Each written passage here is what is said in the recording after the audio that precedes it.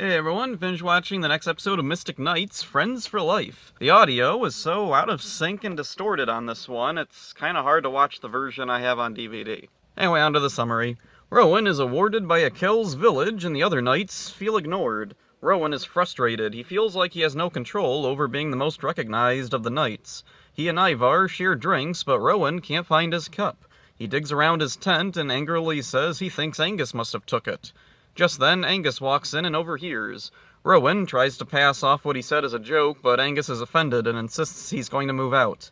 Deirdre tells them the king wants to hold a meeting. Angus gets fed up with Rowan and storms off.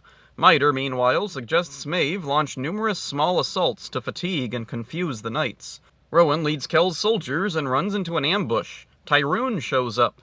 It appears Torque can actually control him.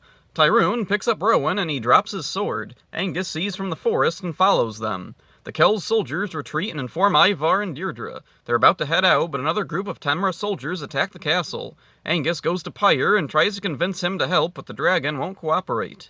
Back at the castle, Tyrune attacks, still holding Rowan.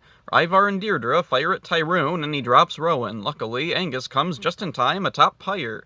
They catch Rowan and chase Tyrune away. With the knights united, they drive off the Temra army. Rowan and Angus apologize for how they've been acting lately. In addition to technical problems making this episode hard to watch, it's also uncomfortable with how tense everyone acts. I'm not sure why tensions rose so much for this one. It's all well acted, it just feels overly stressful for the kind of show this is. A weird thing with this one is Miter's plan at the beginning. It doesn't really work out the way he described, and oddly, he and Maeve don't make another appearance in the episode. I wonder if maybe this episode was produced late into production and their actors weren't available, so they just used the closest footage they could use to fit the plot. Pyre and Tyrune both appear here, no Drageen.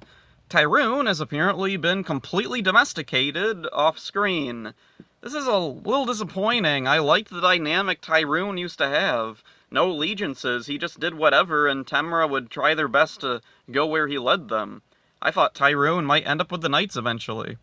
Pyre is opposed to listening to anyone other than Rowan, which feels a little weird considering how long he's been an ally, but it also feels kind of right since he hasn't made all that many appearances since his introduction.